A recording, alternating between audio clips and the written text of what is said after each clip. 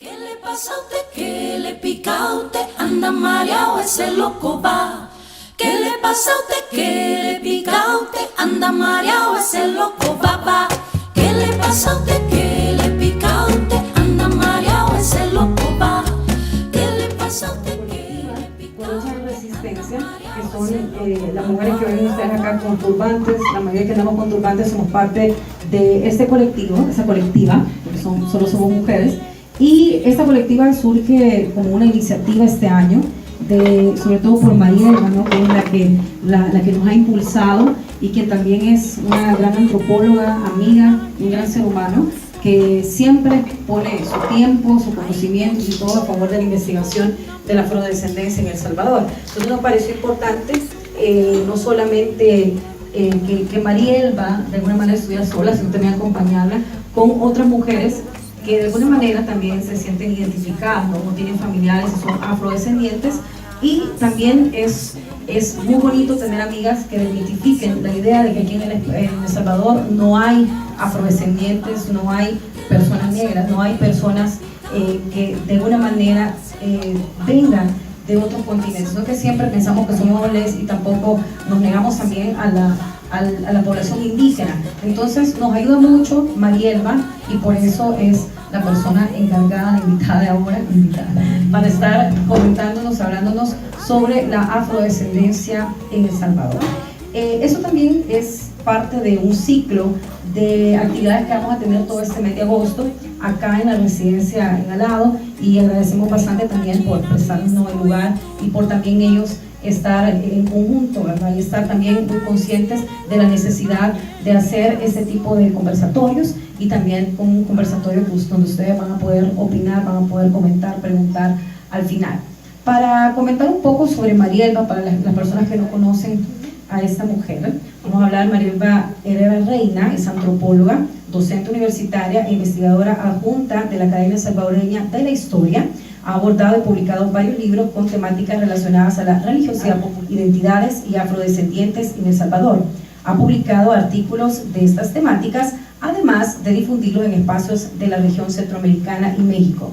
Es integrante del equipo de investigación sobre el Cristo Negro de Esquipulas desde el año 2010 a la fecha, coordinado por el doctor Carlos Alberto Navarrete Cáceres, de la Universidad UNAM y USAC.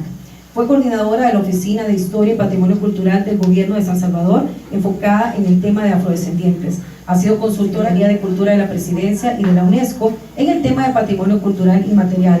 Actualmente es especialista en ciencias sociales en el Ministerio de Educación para el proyecto Revitalización del Idioma Náhuatl y Fortalecimiento de la Identidad Cultural. Es miembro también de la Red de Mujeres Afro-Latinoamericanas, Afro-Caribeñas y de la Diáspora, y fundadora de la colectiva Colochas en Resistencia. Un aplauso, por favor, para Marielba.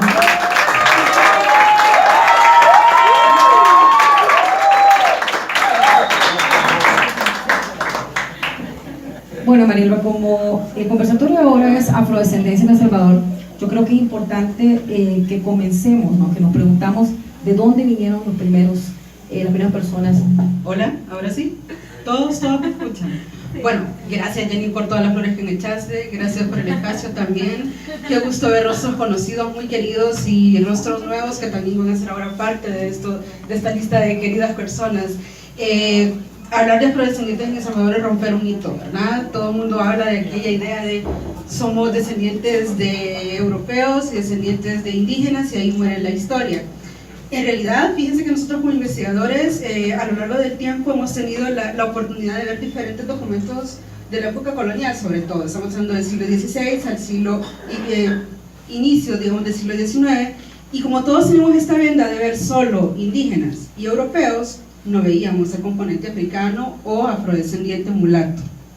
Resulta ser que a raíz de todas estas investigaciones nos hemos empezado a replantear quiénes somos, de dónde venimos y cuáles realmente son nuestros orígenes. Entonces llegamos a comprender que existía una tercera raíz, que es la afrodescendiente, que es la que la mayoría de ustedes pueden vernos ahora. Como colectiva nosotros nos estamos identificando con esta identidad, nos estamos empoderando, estamos conociendo también, uy, se me cae esto, estamos conociendo un poco también sobre nuestros orígenes. La verdad es que hablar de afrodescendientes en El Salvador, como les digo, tiene que llevarnos a ciertos textos históricos importantes donde aparecen cantidades grandes de poblaciones afro. Yo le comentaba a las compañeras en algún momento en el proceso que llevamos de autodeterminación, voy a quitar el turbante, de autodeterminación, que hay diferentes sectores en el país durante la época colonial que van a ser reconocidos como tal. Cuando nosotros vemos este gran mapa del actual territorio salvadoreño, la pregunta es, ¿y dónde están? ¿O dónde estuvieron? Porque igual, seamos honestos, hablar de indígenas y afrodescendientes generalmente es ver hacia el pasado, pero no ver hacia el presente. Eso tenemos que tenerlo bien claro. Entonces, al hacer este mapeo, digamos, en toda la región centroamericana, vemos particularmente en El Salvador que todo el mundo dice en el mito urbano que no hay población afro y nunca hubo, porque como no teníamos una costa atlántica, pues obviamente no había población negra en este país. Es que aquí nunca hubo africanos porque no había gente que llegara a trabajar acá. Totalmente falso. Como les digo, empezamos a ver los documentos históricos y empezamos a plantearnos esta pregunta: ¿dónde estaban? ¿Qué hacían? ¿Quiénes eran? Y las respuestas empiezan a aparecer poco a poco en cada una de las líneas de estos legajos históricos que podemos ver. Y entonces ustedes ven todo el mapa de El Salvador y aparece gente de Santa Ana, Chalatenango, que todo el mundo lo ubica como un lugar de gente muy blanca, de pigmentación, gente en Sonsonate, que lo ubicamos como población indígena, gente en Aguachapán, gente en San Vicente, San Miguel, Usulután, que Usulután es un estudio que hice muy particular sobre una tradición de la que ya les voy a hablar más adelante, pero son porcentajes altos. Por ponerles un caso, el ejemplo típico que nosotros utilizamos en el país durante la época colonial, siglo XVIII, finales sobre todo, es el censo que se hace en Zacatecoluca, donde podemos acrecer alrededor de 6.000 afrodescendientes, conocidos como mulatos, africanos esclavizados, zambos, que van a ser los recién llegados también al territorio, comparado con alrededor de 900 indígenas y como 60 familias españolas. O sea, en realidad empezamos a hacer este cuestionamiento: ¿qué tanta población afro existía en El Salvador? Y así vamos viendo cantidad de datos que van apareciendo a lo largo de los siglos siguientes, y finalizamos directamente con el censo de, bueno, no es un censo sino un documento que hace Gutiérrez Ulloa al finalizar la colonia, allá por 1809, 1808 más o menos, donde dice que la clase privilegiada, porque así le denomina, es la mulata, porque esta es una población que está en ascenso. En realidad, contrario a lo que ocurrió con la población indígena en el país, los mulatos sí tuvieron esa facilidad de movilidad social. Ellos podían tener un acceso a tierras, ellos podían, a través de la libertad, que también es un tema mítico en el país. Todo el mundo habla de que la libertad llegó bien tarde, hasta 1824, cuando en realidad la libertad llegó desde el siglo XVIII más o menos. Entonces estamos hablando de una libertad antes incluso que Estados Unidos, para el caso de todos los afrodescendientes que estaban poblando en El Salvador. Ahora, Marielba, quizás para poder hacer un poco en orden, yo creo que porque es un tema que no mucho manejamos, yo creo que vos nos vas a dar muchas luces con información. ¿Cómo llegaron y por qué vinieron la población afrodescendiente a El Salvador? Fíjate que en realidad hay tres formas de las que están llegando. Todo el mundo dice, no es que vinieron como esclavos, y en realidad sí fue una gran población que llegó aquí como una migración forzada, pero también a la hora de la conquista venían como acompañantes de los conquistadores, para la redundancia. Ellos empiezan a aparecer en códices como el de lienzo de Cuauquecholan, por ejemplo, que es el de la conquista de Guatemala, donde ustedes pueden ver iconográficamente a un africano con su traje tribal acompañando a los españoles para llegar a esta región. Luego hay lienzos en México que también aparecen, pero ya con trajes muy de castellanos, dice el documento. Entonces empezamos otra vez a replantearnos realmente cómo llegan y quiénes son. Otros los grupos que llegan, obviamente, van a ser los africanos esclavizados, que van a llegar con toda esta trata de barcos negreros a toda la región, que es la mayoría de población que va a llegar. Y finalmente hay otros que, si bien no son considerados como esclavos, van a ser servidumbre de toda esta gente con poder que va a estar en algunos momentos interviniendo en territorio del actual territorio salvadoreño. Ahora, como comentás, mucha gente sí vino en calidad de esclavo, pero también hay otra población, como decimos, que tuvo acceso también a tierras, y no solamente con la idea que nosotros tenemos, como siempre se nos muestra, incluso ahorita en caricaturas y etcétera, la idea del negro que siempre es esclavo, o sea, lo relacionamos directamente, negro y esclavo. Contame un poco más, digamos, sobre esta condición que tenían ellos también de oportunidades normales, que no era la condición de esclavo. Bueno, estamos hablando quizás del caso específicamente de todos aquellos mulatos y afrodescendientes. Bueno, antes de entrar en este tema voy a aclarar un concepto. Afrodescendiente es un concepto políticamente correcto que se acuña al siglo XXI. Ya. Entonces no podemos hablar de afrodescendientes en el pasado, sino a partir del siglo XXI. Entonces, para llegar y hablar correctamente eran mulatos y africanos esclavizados, para que me entiendan y no podamos confundir un concepto con el otro. Entonces, esta población mulata y de africanos esclavizados, como bien lo decía, va a estar en toda la región de El Salvador y van a tener funciones especiales o específicas. Por ejemplo, se van a dedicar a las minas de hierro, que si ustedes han ido a la antigua Guatemala, han visto todo el hierro de la antigua. ¿De dónde creen que salió ese hierro? ¿Y quién creen que lo trabajó? Fueron los mulatos y los africanos esclavizados de ese territorio, que iban a la zona de Metapán específicamente a trabajarlo y luego lo llevaban a la antigua para forjarlo y hacer todas estas bellezas de balcones que podemos ver allá. También encontramos mujeres que están trabajando como esclavas también, sobre todo en contextos rurales, más que todo. Y aquí sí hay que hablar también de otras realidades. La realidad de la mujer negra era totalmente diferente a la mujer de la realidad urbana, digámoslo así. ¿En qué era diferente? Pues digamos de que las mujeres del área urbana tenían ciertas condiciones diferentes en el sentido que podían obtener favores a cambio de favores. Esto de repente es como un poco complicado hablarlo porque nos lleva a otro montón de temas que más adelante en otras oportunidades las vamos a discutir también, porque ahora solo tenemos poco tiempo. Pero, digamos, en estos contextos de población africana esclava tenía que estar enfocada al hierro, al cultivo del cacao. Incluso en el cacao, sobre todo en la zona de Sonsonate, era complicado porque en realidad eran niños los que tenían que trabajar y eran explotados. Desde entonces encontramos la explotación infantil.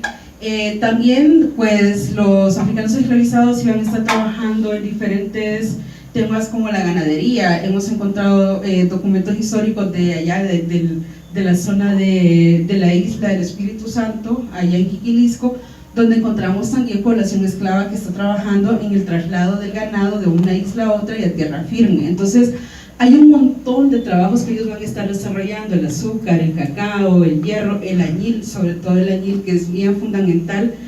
Todos creo que en el colegio y en la universidad hemos escuchado a la hora de que nos hablan de historia de El Salvador que el añil era trabajado por los indígenas, que los metían en una gran fila y que se podrían, o sea, eso es falso totalmente. Era por orden rey que estaba prohibido el uso de indígenas en el trabajo del añil, y quienes lo hacían eran todos los mulatos y los africanos esclavizados. Ahora, nos comentaban sobre el siglo XVIII y había un documento, no un censo precisamente, pero sí un documento que hablaba sobre la cantidad de africanos, ¿no?, que había en El Salvador. Previo al siglo XVIII, ¿cuántos africanos más o menos podíamos encontrar? ¿En qué zonas de El Salvador es que empezaron a poblar? Mira, poblaron todo el territorio en realidad. No hay un solo departamento, como lo conocemos en la actualidad, que no tenga población africana esclavizada. A lo mejor hay datos oficiales que puedan decir habían alrededor de 10.000, por ponerles un caso, pero recordemos que también había una cantidad de africanos esclavizados que llegaron ilegalmente. Entonces, esas grandes cantidades, eso es para toda América Latina, no se tiene un dato confiable o real de que tanta gente llegó. Hace poco nos dieron un taller sobre esclavitud, específicamente de la UNESCO. Hablábamos de millones de personas que llegaron ilegalmente y que no tenemos un registro real de cuánta gente fue extraída violentamente de allá de África, trasladada a otros lugares y que llegaron a este destino. El cómo llegan también, que quedó un poquito pendiente de la otra. Como el mito dice, no tenemos una costa atlántica, pues de la costa pacífica también hubo un comercio importante que subía desde el Perú en el Callao, llegaba a Panamá, de Panamá se trasladaba a Acajutla, bueno, a Realejo un poco, luego a Acajutla y luego subía hasta México.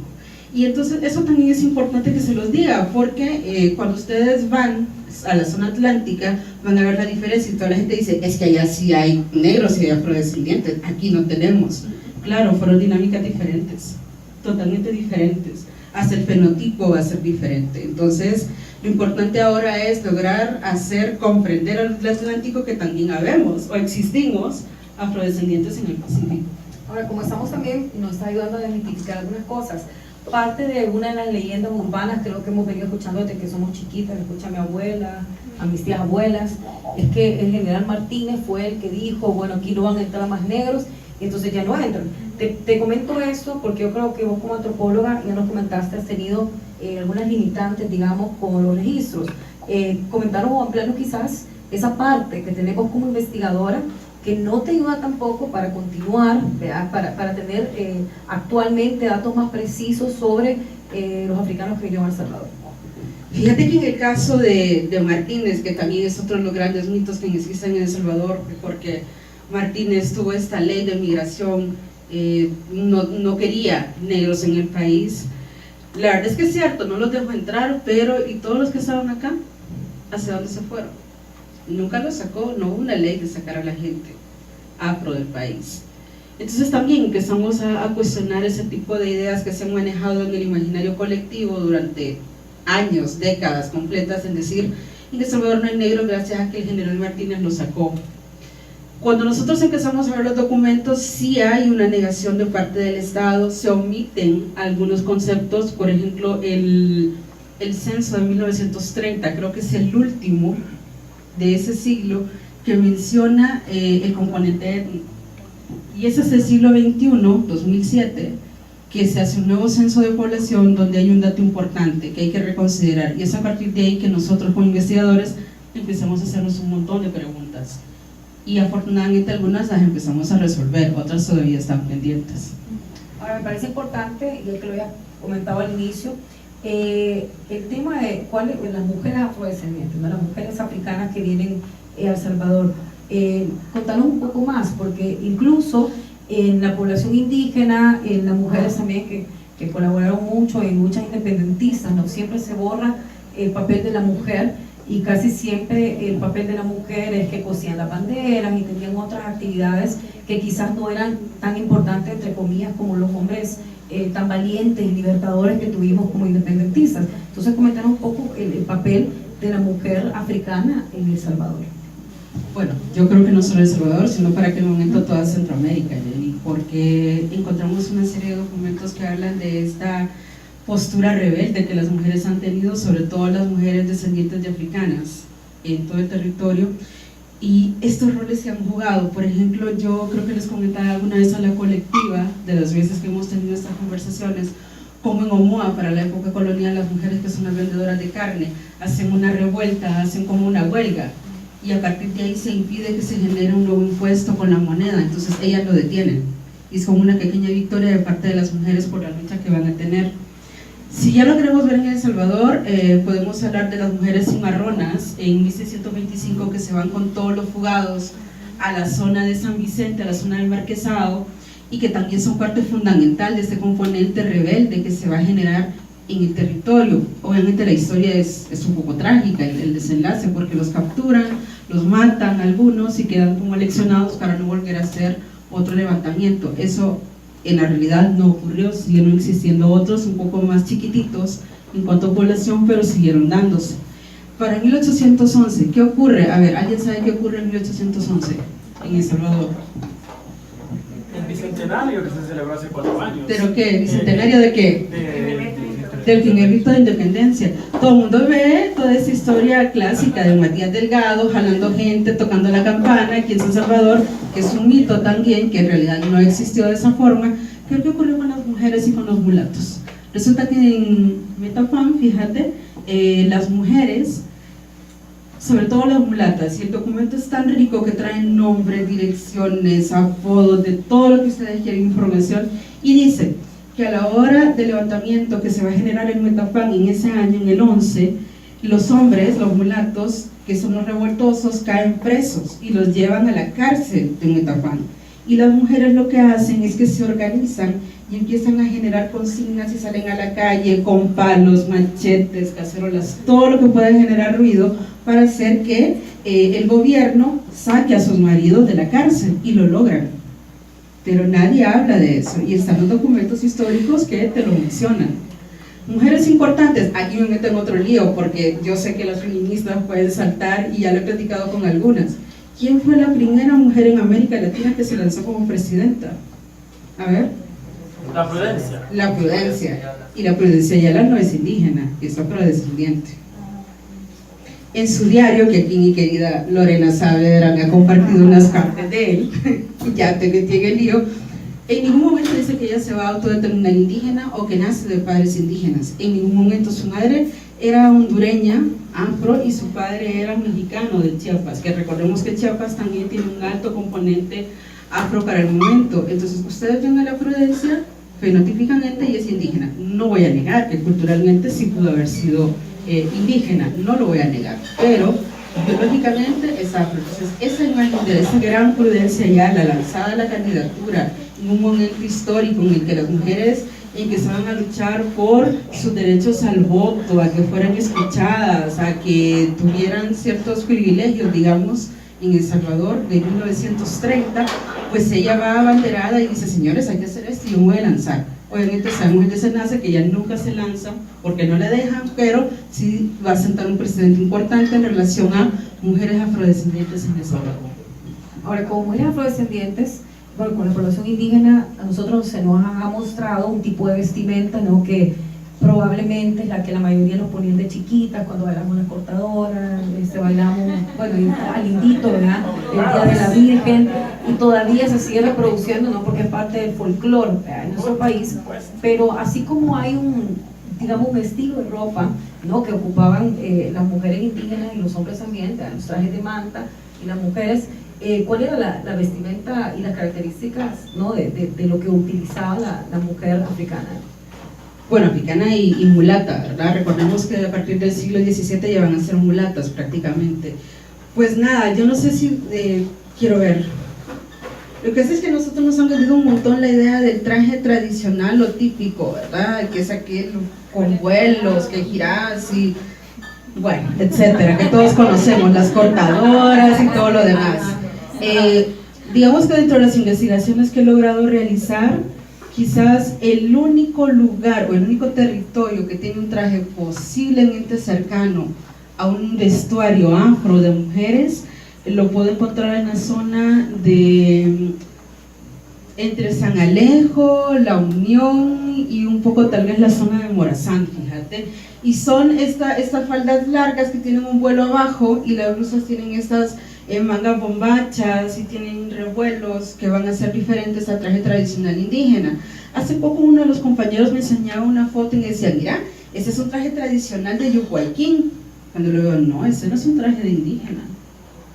En realidad tenés que ver eso. Eso en relación al traje, ya hablando un poco del tema de los turbantes, que es lo que nos tiene aquí también.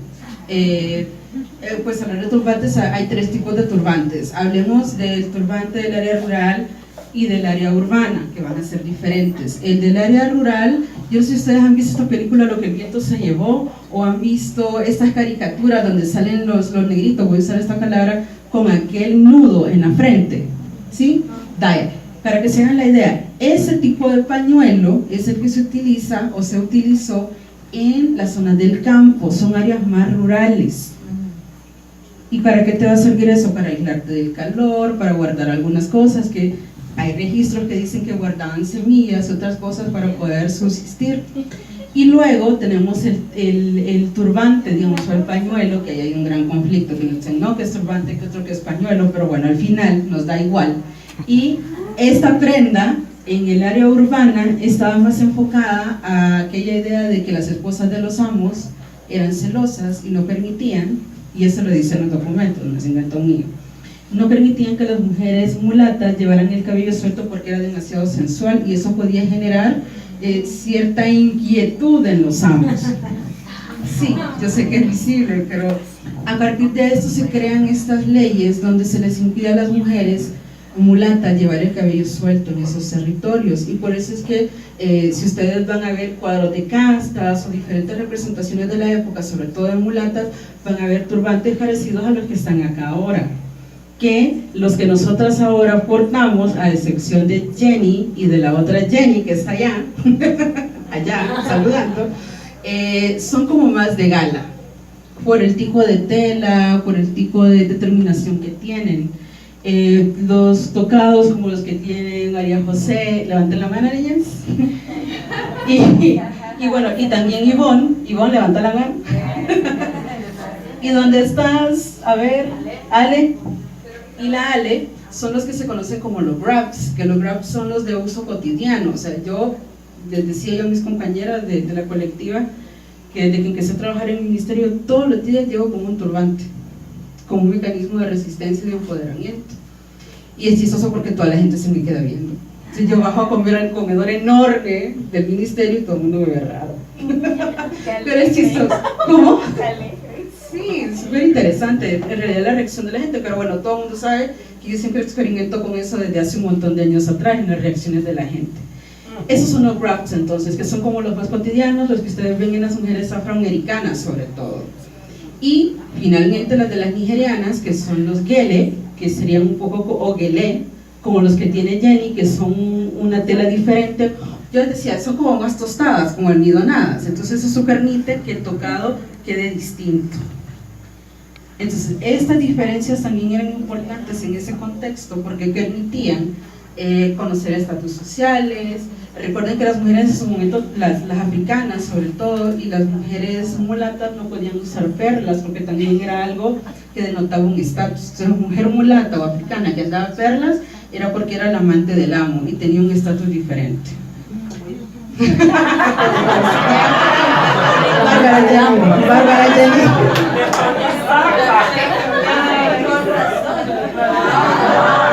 Ajá, Jenny, te descubrieron, ¿no es cierto? Entonces, por ahí va un poco la idea de la contextualización de los turbantes. Ahora, también, sí, gracias, Ivonne, se me olvidó, muy amable. A ver, también yo les comentaba a las compañeras de que tiene que ver con el estatus civil. A ver, de los turbantes que ustedes ven, ¿cuántas mujeres tienen los nudos o los adornos al lado derecho? Que levanten la mano. ¿Lado derecho? Nadie. Nadie. ¿Por qué creen ustedes? A ver. Bueno, el turbante que tiene el tocado al lado derecho nos habla de que es una mujer casada. Por eso es que aquí todas las señoritas mises lo tienen al lado izquierdo. Bueno, Ivonne lo tiene al frente, pero eso es por... Uy, van caminándose.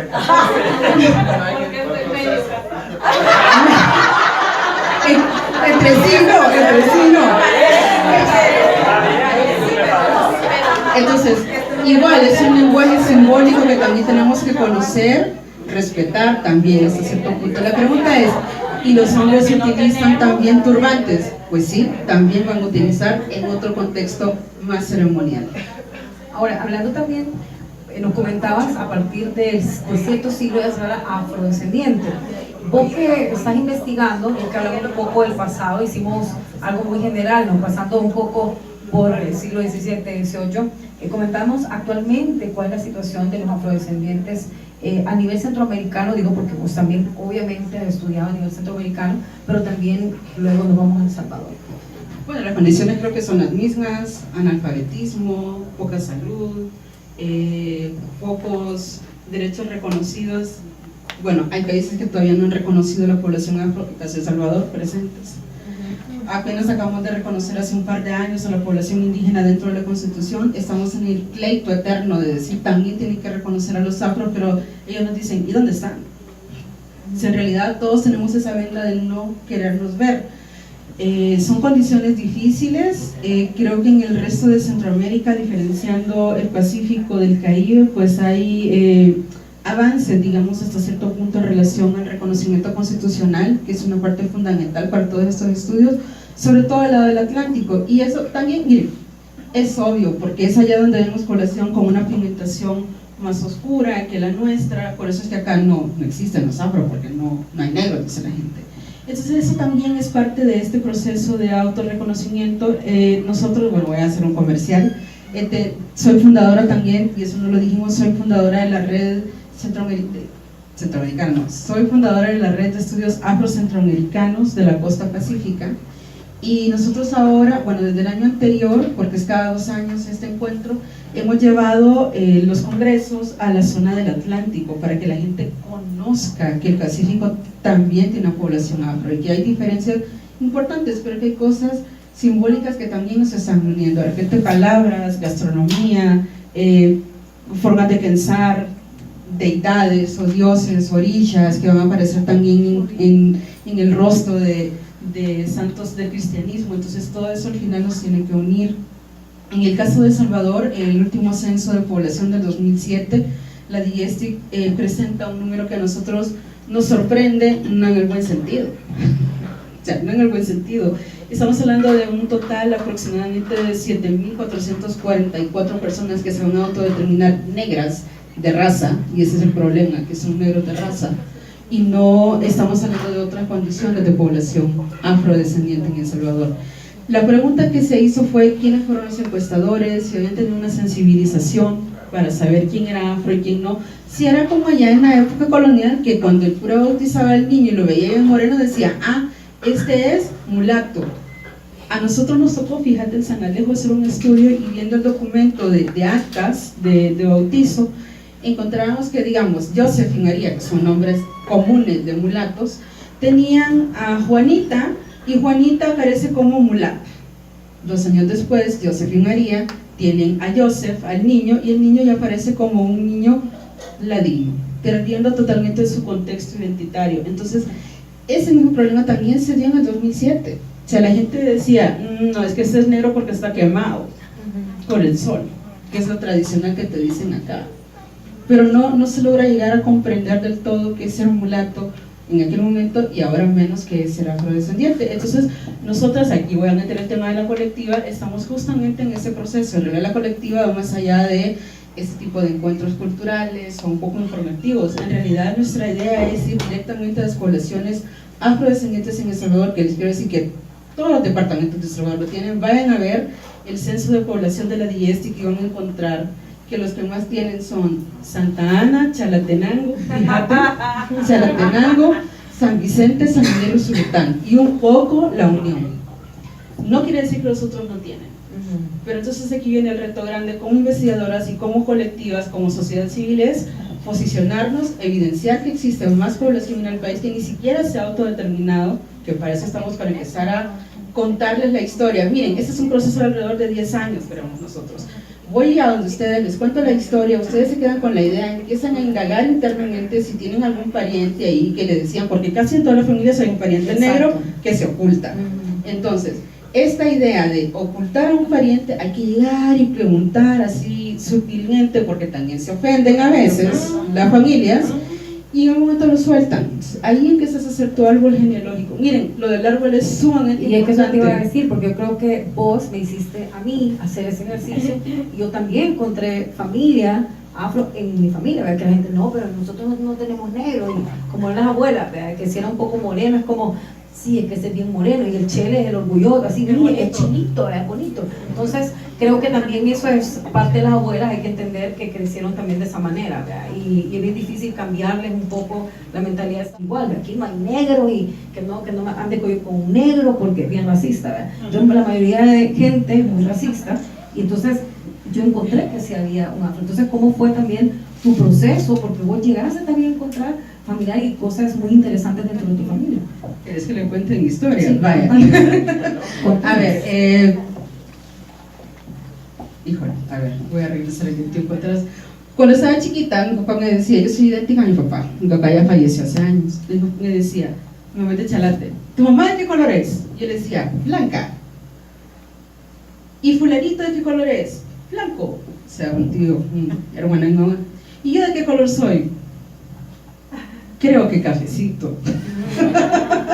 Y ahí que toda esta preguntadera de ¿por qué sos cafecito y no sos blanco? Mi abuela, tuve la fortuna de conocer a mi abuela. Bueno, mi lado afro viene de la línea paterna. Tuve la suerte de conocer a mi abuela, a la mamá de mi papá, y ella me contaba desde chiquita cómo en su familia el bisabuelo, su papá era moreno, muy moreno, y su mamá era muy blanca. Y que entonces cuando tuvieron todo aquel montón de hijos que tenían antes, la mitad era blanco y la mitad era moreno, pero los blancos salieron con el cabello rizado, nariz prominente, labio grueso, o sea, el fenotipo afro, pero blanco, ojos claros blancos. Y los morenos salieron afros, de esa línea vengo yo. Y era chistoso porque mi abuela me contaba cómo mi bisabuela, la bisabuela Braulia, prefería darle lo mejor a los blancos que a los niños morenitos. Entonces desde ahí hay una historia de racismo familiar que hay que reconocer. Y esto, en que eso también generaron las preguntas con mi papá. Y yo le preguntaba a mi mamá, mamá, ¿por qué te casaste con mi papá? Porque si ustedes ven, mi papá era casi que los negros de New Orleans, casi que él iba a New Orleans y lo confundían como local. Entonces me decían, mira, fíjate que todo el mundo le decía que por qué yo me casaba con un hombre negro. Mi papá era futbolista, o sea, andaba con todo ese fenotipo afro. Y entonces ella me decía, la verdad es que se generó un problema dentro de la comunidad donde yo vivía, allá en Charate. O sea, ¿por qué te vas a casar con un hombre negro? Al final le valió madre, se casó con él y tuvo 3 hijos, entre ellos yo. Pero, digamos que hablando con mi papá, al final él me ayudó a reconstruir esa historia familiar. He podido reconstruir hasta 5 generaciones atrás de mis ancestros afro aquí en el país. Todos, la línea afro de mi familia, los Herrera y Grijalva, están enfocados en la zona de el volcán de Santa Ana. Y una vez una cubana me dice, pero tú no solo eres afro, y le digo, claro que sí, y mi madre es chalateca, yo muy feliz. Y dice, no, porque tenés los ojos rasgados como de asiática. Yo dije, tienes razón, nunca me había percatado de eso. Ya en el proceso de autodeterminarme afrodescendiente, empiezo a ver del lado materno que hay, si hay algún asiático, y resulta que mi bisabuelo, sí, él es asiático, aunque tenga ya un apellido en español, digámoslo así, ¿verdad? Y mi abuelo es asiático, entonces mi mamá es así también un cochín, y te digo yo, bueno, me falta conocer ese otro lado de la familia también, indagar un poquito. Digamos que ese ha sido como el proceso. Yo a partir de ahí, pues las que me conocen desde hace años saben que yo antes me alisaba el cabello y he dejado de hacerlo por la misma forma de reconocerme. Miren, era chistoso porque yo tenía una jefa, para los que ya saben, una jefa anteriormente, que una vez estábamos hablando de tatuajes y todo eso, y me decía, ¿y vos si te ves un tatuaje? Y digo, a lo mejor del mapa de África. Y decía, ¿por qué? Y yo, sí, por el vínculo que tengo con África, en algún momento se cambió, pero yo lo quiero retomar. Y me decía, pero vos no sos negra. Y decía, no, soy afrodescendiente. No, es que no sos negra. Entonces también, lo que quiero decir es que cuando nosotros empezamos este proceso, pues hay que tener cuidado también con lo que decimos y a quién lo decimos, porque es tan fácil que la gente nos desbarate todo lo que hemos construido y en un ratito te lo botan. Entonces, el empoderamiento también es parte de las posturas de la colectiva. Creo que ahorita casi todas están en este proceso también, sino la mayoría, todas las que ustedes ven acá, hasta la Jenny, que ya soltó que es afro, hemos reconocido a ese ancestro, pero nos falta conocer mucho más. Quizás yo llevo un poquito la avanzada en relación al conocimiento que tengo familiar, pero igual me falta conocer mucho todavía. Ahora comentamos también un poco para ir finalizando, ¿cuáles serían los retos, digamos, para vos, que además sos académica, sos antropóloga, has hecho investigaciones acerca de los afrodescendientes a nivel centroamericano, bueno, y además a nivel mundial, ¿no? Pero vos también has pasado por ese proceso de sensibilización y te has identificado, ¿no? Y eso es bien importante. Entonces, ¿cuáles serían para vos los retos que existen? Y digo en El Salvador porque en una región es mucho más reconocido. Nosotros casi que El Salvador se siente el país orgulloso en Centroamérica por no tener negro. Es como, no, aquí no hay negro, como que sí, eso fue un premio. Entonces, ¿cuáles serían los retos para vos a nivel de investigación, a nivel vos como antropóloga, pero también el reconocimiento de los derechos, ¿no? ¿Qué sería para vos el trabajo que se debe hacer? No solamente de los investigadores, sino también de la población y de las instituciones, ¿no?, del gobierno. Fíjate que yo creo que primero hay que hacer una ruta de trabajo. Yo creo que primero hay que contarle a la gente la historia, dejarlos que ellos entren en ese proceso de autorreflexión para llegar a la autodeterminación, a la autoadscripción, que son conceptos básicos a la hora del reconocimiento constitucional. Solicitar al Estado el reconocimiento, que eso también es importante. Yo me acuerdo, él me marcó un montón cuando hice un estudio en San Alejo y hablaba con una de las sanalejenses afro de ahí y le decía, ¿qué significa el hecho de que no esté reconocida en la Constitución? Y me dijo, que no existan ni mis hijos, es una cultura ni para ellos ni para mí. Y dije, tiene toda la razón. Entonces, ese, digamos, para mí es el reto más a corto plazo. Y ya luego empezamos a integrarnos a nivel regional, a hacer otro tipo de alianzas. Estamos en el diseño de los afrodescendientes. Quiero contarles que ningún estado de la región centroamericana lo ha reconocido oficialmente, y ese es a nivel de todo el territorio mesoamericano, porque también Mesoamérica es afro, que tiene que llevarse a cabo el reconocimiento público del diseño de afrodescendientes, que llevamos 4 años perdidos literalmente. Aquí la gente cree que con hacer una exposición itinerante, con dar una charla ya a las 1000, ya es la gran labor de pronunciamiento y el reconocimiento. En realidad el reconocimiento nos tiene que llevar, pues, reconocimiento del diseño, ¿verdad? Nos tiene que llevar a la garantía de los derechos de todos y todas, a la educación, al acceso a la salud, a todo lo que vos necesitas para tener una vida digna. A eso tenemos que apuntarle directamente. Y como investigadores, como académicos, tenemos que dar esos insumos. Y como sociedad civil, ahí sí, la colectiva tiene que ir directamente a la comunidad, a hablar con ellos, hacer un diagnóstico de quiénes son, dónde están, para que nosotros, a la hora de que venga el siguiente censo de población, podamos exigir que se incluya la pregunta real a la hora de hacer la encuesta. Y la pregunta real no es usted negro de raza? No, sino ¿es usted afrodescendiente? Porque, a mi criterio, ¿no? Tiene un ancestro negro, vive dentro de una cultura afro, tiene prácticas culturales afro, aunque sea fuera de contexto, o sea, se autodetermina afro, o sea, tiene que ser una diversidad de preguntas las que nos lleve a ese reconocimiento, bueno, al reconocimiento no, a la visibilización y al posicionamiento para el reconocimiento constitucional. Ok, yo creo que algunas personas de ustedes de seguro que tendrán alguna inquietud, pregunta, comentario que quieran hacer, y creo que vamos a abrir preguntas. Quisiera que las personas que tengan ganas, ¿no?, de preguntarle a María del Balco o hacer un comentario, si puede levantar la mano y luego puede hablar. Yo creo que se puede escuchar porque aquí es un espacio bastante pequeño, así que quienes quieran alguna pregunta, opinar o algo. Okay.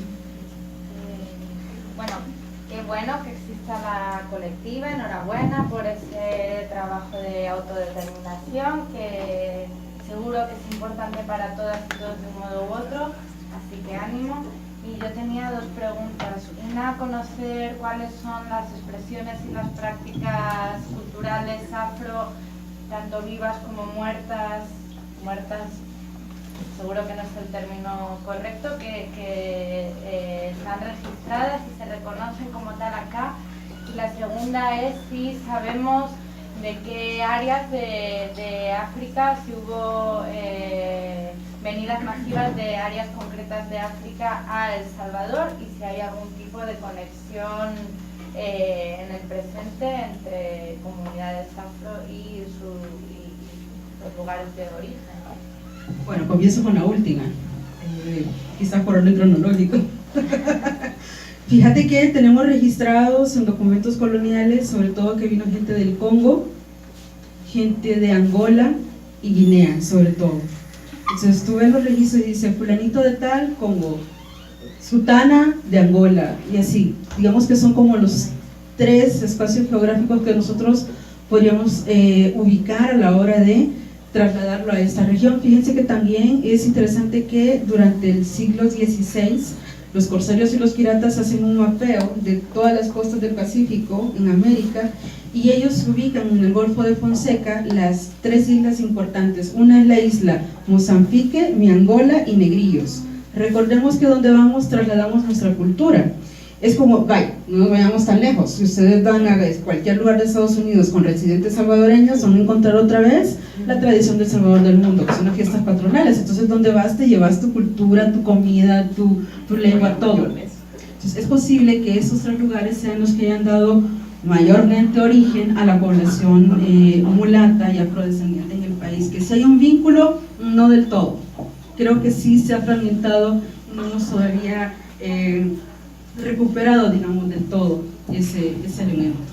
Y luego en relación a las prácticas culturales, tradiciones, que es un poco lo que preguntabas, sí hay, digo de nuevo, la gente lo ve como indígena. Por ejemplo, hay documentos del siglo XVIII,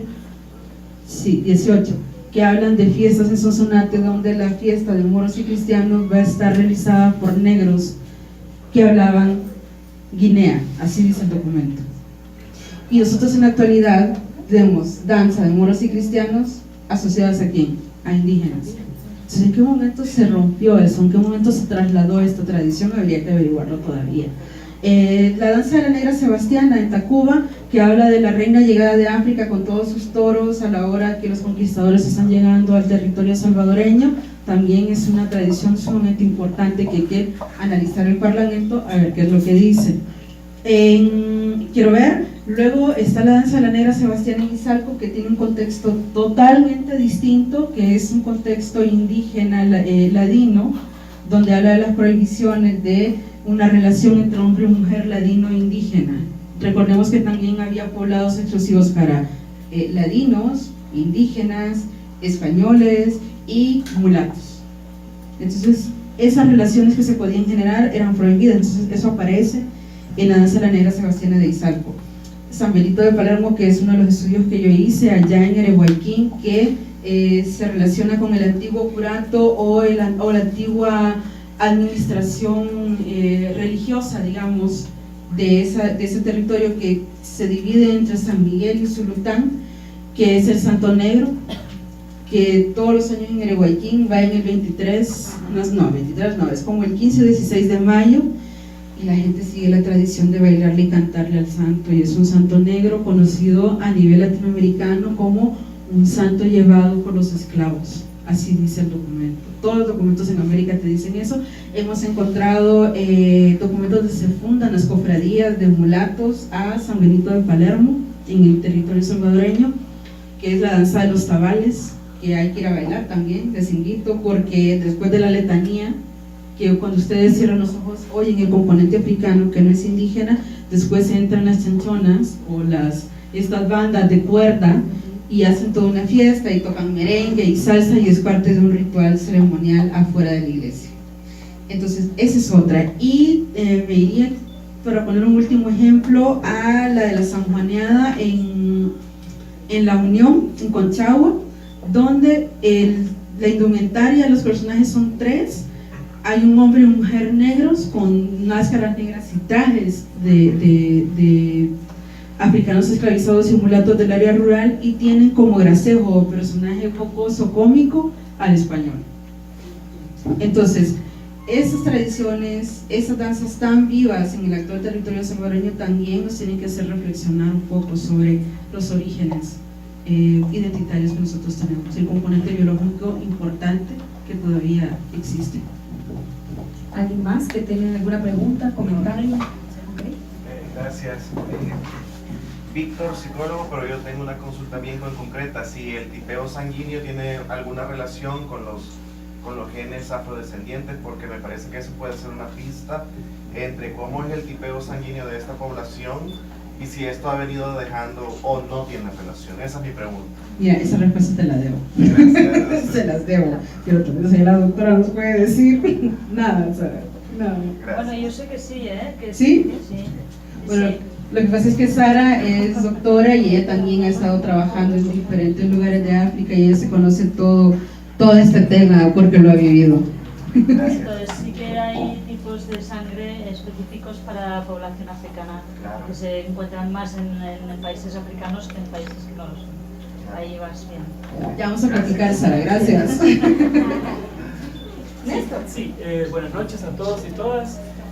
Bueno, compartir rápidamente y luego un comentario respecto de la cosa institucional del Mineda al final.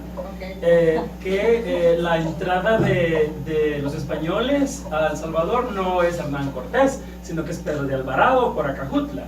Y del lado sur, viniendo de Panamá, vienen subiendo, digamos, por el Istmo, ¿verdad? Y tienen como ese encontronazo entre ambos bandos, digamos, de españoles, que es en San Martín. Pero tiene lógica que en Metapán o en Santa Ana hayan negros, porque eran los que iban como soplando, ¿verdad? La típica imagen esa que tenemos de que va caminando y que le va dando, ¿verdad? Con un abanico gigante le va dando aire. Pero yo soy de Villa Dolores Cabañas, que es cercano a San Ildefonso, y San Ildefonso San Vicente, y mi abuelo, el papá de mi papá, engendró a 10, 5 mujeres, 5 hombres. De esos 5 son blancos y 5 son negros. Uno de esos negros es mi papá. pero mi tía Hilda era como la más morenita de todos ellos.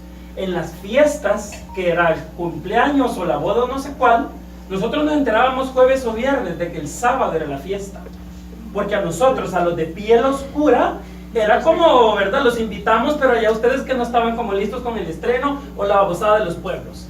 Entonces, en mi familia se vio eso, ¿verdad? Pero en este momento, a ver, tanta mujer colocha en este momento, traigo a mi prima Ninette, con la que yo crecí, digamos, haciendo travesuras y lo demás.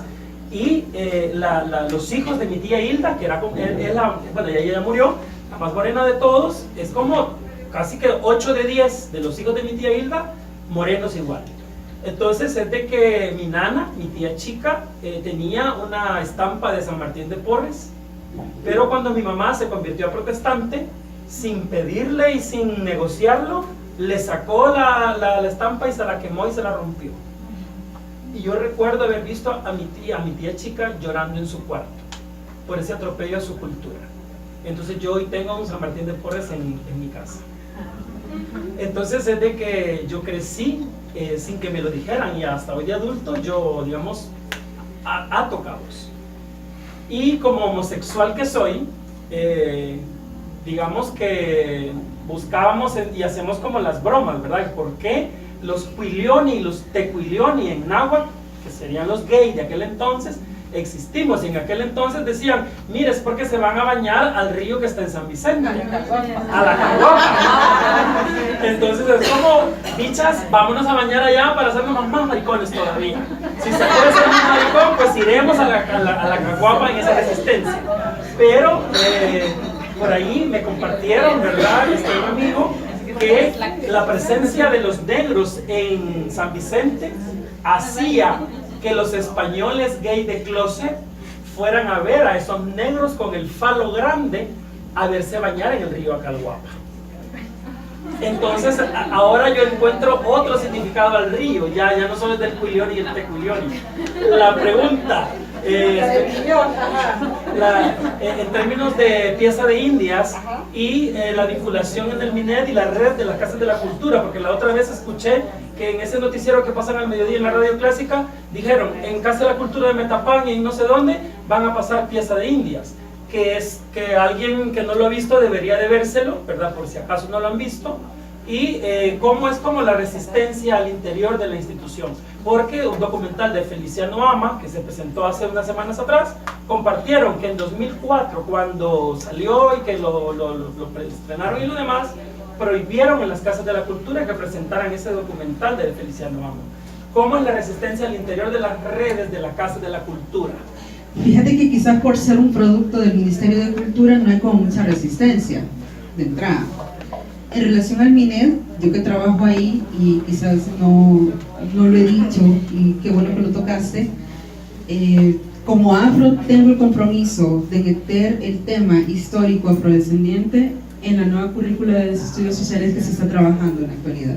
Entonces ya hay un comité conformado, ya estamos viendo la posibilidad de cómo incluirlo, pero no solo a nivel de sociales, sino como un eje transversal en todas las materias, ¿me entendés?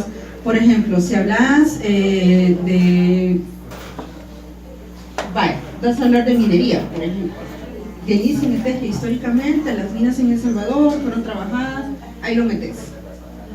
Si hablas de naturales, pues empiezas a ver a lo mejor plantas que se han trasladado para esta región, que tienen un origen africano, y empiezas a hablar de eso para que la gente, los jóvenes, los niños, empiecen a relacionarse con todas estas temáticas, y que a la hora que veas actividades como esta, la gente ya tenga un poco de conocimiento, ¿entendés? Es una educación que hay que meterle fuerte. Nosotros sí estamos trabajando en eso. Tuvimos reunión con el especialista para ciencias sociales de UNESCO y con la maestra Rina Cáceres de Costa Rica, que ella ha logrado incluir dentro de la currícula nacional el tema afro. Pero, como no vamos a negar tampoco la otra parte de nuestra raíz, también estamos metiendo el tema indígena, entonces llevamos los dos a la mano. Es un proceso que ya inició y que esperamos que continúe. Entonces, como resistencia, honestamente, yo siento que no hay ahorita. Estamos en un buen momento para poder proponer y generar una transformación. Sí lo veo de esa forma. Carliños. Hola. Bueno, llamo Carlos, pero como me interesa mucho Brasil, entonces por eso el Carlinhos, ¿verdad? Yo te digo Carlinhos, de corazón. Bueno, pero soy de Cantón San Antonio Silva, en San Miguel, que está cerquita de San Alejo. Entonces, de repente yo veía ahí alguna señora o algún señor negro, y yo decía, ¿y de dónde viene, verdad? Cuando estaba más joven. Mi hermano, que es un poco más moreno que yo, o es moreno, yo veía que él pasaba como buscando imágenes de afros en internet. Y yo decía, ¿y por qué? ¿Y por qué? Y es que aquí solo lo indígena y lo español, que es lo que nos han enseñado, pero porque él, pero yo le veía algo, y ya él se dejaba crecer el pelo, ¿verdad? Y se le veían más los colochos, ya más formándosele la cabeza afro, y yo decía, ¿y por qué será? Y mis tías morenas, ¿verdad? Mi mami decía, ahí está tu tía, es una señora cubana, negra, y ahí está tu tía niña, ¿verdad? Que se parecía, ¿verdad? Y entonces me voy el año pasado para Aguacatán, Huehuetenango, a un encuentro de indígenas, ¿verdad? Yo iba con el pelo recogido, con una vincha de esas de colores, al segundo día con un turbante, pero el tercer día me suelto el pelo. Y entonces no me reconocían, o sea, era como El nuevo. O sea, porque era la diferencia, o sea, de los que íbamos, solo iba yo de salvadoreño, mi pareja que es hondureño, y nosotros altos, y los demás pelo lisito, ¿verdad? Y digamos los rasgos muy indígenas maya. Y entonces yo dije, ¿y qué ando haciendo yo acá? O sea, yo no me encontraba. Y entonces hasta que conozco a Marielba en San Miguel, allá en la presentación de... ¡Qué vergüenza! Todo el mundo me conoce. De pieza de India, bueno, el conversatorio que se hizo ahí, que cantamos igual también, que ya me doy cuenta qué era lo que estaba pasando, ¿verdad? Entonces yo allá en un encuentro indígena, pero era como que tenía que ir a Livingstone. Sí, entonces me ha pasado que, bueno, por lo mismo, ¿verdad? De ver esa gran cabezota caminando en la calle, que de repente la gente curiosa se ríe y dice, ¡ay, peinate vos! O es el pelo, ¿va? Y así. Entonces yo de huraño, así como enojado con la gente, casi que con toda la gente. Entonces, pero poco a poco me he ido relajando, porque hay gente que me dice, qué bonito su pelo, ¿va? Y de repente meten la mano y ya, yo puedo tocarme y ya están jugando con el pelo. Pero me han dicho unas madres de familia, ¿verdad? Unas señoras, mire, fíjese que mi hijo así tiene el pelo, pero en la escuela le dicen que se lo corte, porque la profesora que no sé qué, mire, vaya a denunciar a esa profesora, le digo yo, ¿verdad? Tiene que hacerlo. O sea, esas son reglitas que hacen los profesores y los directores ahí, ¿verdad? En consenso con los padres, pero a las mamás les gusta ese pelo de los niños. Y ellas quieren también que sus hijos, así me gustaría a mí que anduviera mi niño, pero para empezar no hay referentes, ¿verdad? Un profesor que llegue así, bueno, yo llegaba, pero era como un mes, ¿verdad? Y decía, ya no me vieron. Y no es como el montón de profesores que van a llegar, ¿sí? Y el hecho también de la prohibición, en lo que estamos hablando del INED y el Ministerio de Cultura, como eso militar, ¿verdad? De que hay que cortarse el pelo y ese machismo, ¿verdad? Se nos pueden hacer maricones estos hipotes con el pelo largo. Entonces, aparte de eso, ese pelo feo, ¿verdad? Hay que planchárselo, hay que alisárselo, hay que no sé qué, que no sé cuánto, para tratar de encajar y quedar bien con la sociedad, ¿verdad? Más si se es niña, ¿verdad? Es otro contexto, y más si se es maricón, es otro factor todavía, ¿verdad? Entonces, esas cuestiones. Y quería preguntar, esa duda que tengo, que mencionabas, la cuestión de la palabra o el término afrodescendiente, mulato, sambo, que digamos, hemos escuchado mulato o hemos escuchado sambo, pero ¿cómo diferenciar? O si no diferenciar, ¿desde cuándo se empieza a usar afrodescendiente y por qué? ¿Verdad? O sea, ¿por qué se usa? Porque hay gente que pregunta, mira, no hay negro, ¿verdad? Pero ¿qué es eso de afrodescendiente? ¿Qué implica ser afrodescendiente? Y otra cosa es como las comidas. También, si hay como eso de comidas afrodescendientes, ¿verdad? Y eso de traer, de moverse a otro lugar. Entonces, con Néstor comparto yo el repollo de mayonesa con las pupusas, ¿verdad? Y la salsa negra y salsa roja con las pupusas ahí, ¿verdad? Cada semana. Sí, bueno, gracias. Fíjate que hablar de las categorías es una discusión bien amplia, porque no es lo mismo la categoría que define el académico, la categoría que se habla, digamos, en las comunidades, en la región. Por ejemplo, ¿qué es ser sambo? El sambo va a ser todo aquel africano esclavizado recién llegado, que no habla ningún idioma, que no puede tener ningún tipo de comunicación de nada, que ni siquiera sabe dónde está. Ese es el sambo en la época colonial. Luego, el mulato va a ser el hijo o el descendiente de una mujer negra, un hombre negro con un indígena, con un judío, con un europeo, del tipo que sea, ¿me entendés? Esa categoría es diferente a lo que puedes ver en el virreinato en México, en Perú, porque para ellos ese tema del mulato era siempre el hijo del español con la negra. Pero sabemos que El Salvador siempre va a ser la excepción a la regla. Entonces aquí lo que los documentos coloniales nos dicen es eso, que el mulato va a ser, o sea, lo que tiene en común es la madre o el padre con ascendencia africana, con cualquier otro grupo étnico cultural, ¿ya? Y luego, el término afrodescendiente, desde Durban, que empezamos a ver todo este tema de derechos, empieza a generarse esta consulta de cómo les vas a llamar a todo este grupo, cómo los vamos a meter a todos en un solo huacal. Afrodescendiente va a ser el término políticamente correcto para utilizarlo con cualquier organismo internacional. Ahora, si tú vas a las comunidades negras y afrodescendientes en la actualidad, hay otro conflicto grande. Para ellos el negro es negro y el afrodescendiente es todo aquel que es descendiente del africano esclavizado colonial.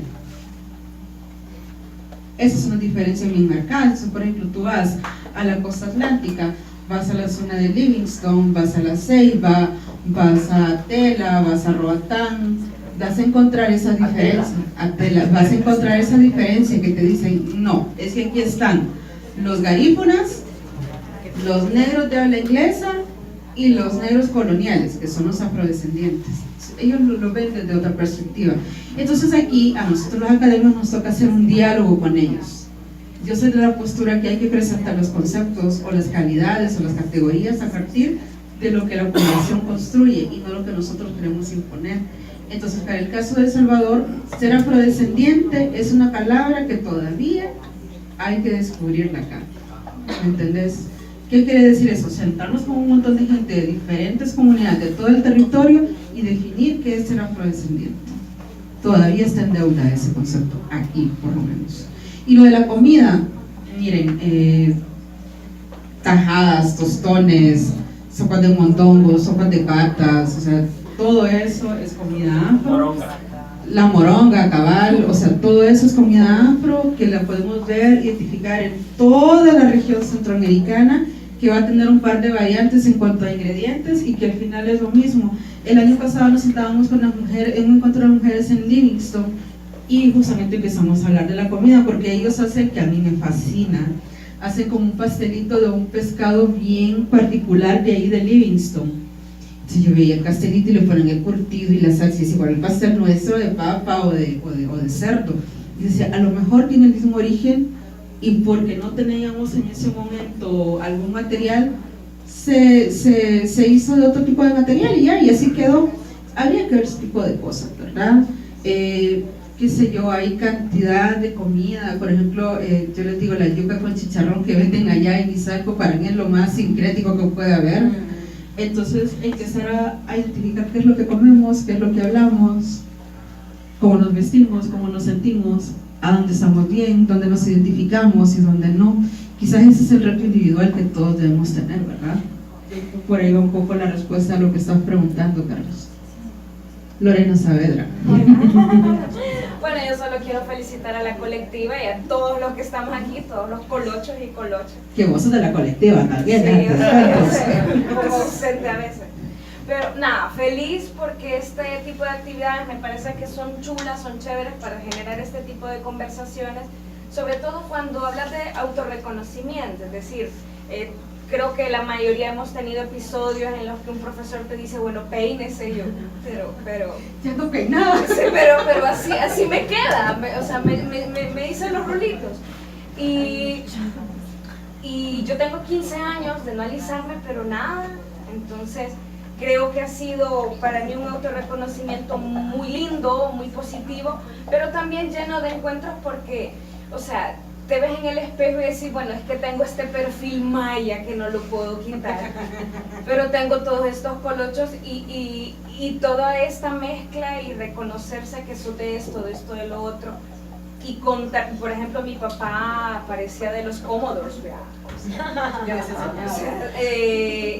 totalmente afro, entonces creo que eso es importante, es decir, como país, en el sentido que cuando estamos hablando de reconocer al otro, sus diferencias, por qué responde, cómo responde, creo que es reconocer la historia y saber que no solo sos indígena, no solo sos esto, eso es súper importante, así que nada, pilas y felicidades.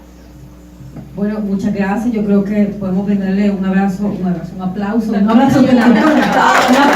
próximo viernes, siempre aquí. Vamos a tener también con Majo Castillo, que Majo, que ahí está, que levante la mano, que anda su turbante también al lado izquierdo.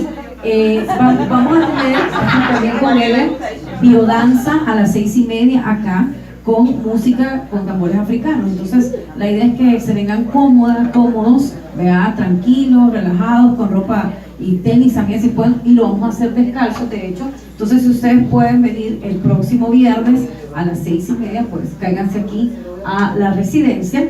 Y bueno, como parte también de esta actividad, no solamente eran las palabras de Marielma y poder hacer un recorrido para aprender un poco más sobre la afrodescendencia en El Salvador, sino también a toda la gente que quería hacerse turbantes, les pedimos que se trajeran alguna manta, turbante, lo que sea que tuvieran para poder realizarlo. Una amiga del colectivo trajo algunos para practicarles también a ustedes, las que quieran, y los que quieran hacerse turbantes, pero son prestados, para que se vean.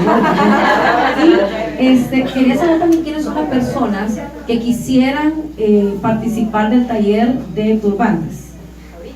Sí, ahorita, porque va a ser aquí adelante. Sí, vamos a tener a nuestra amiga Ivonne también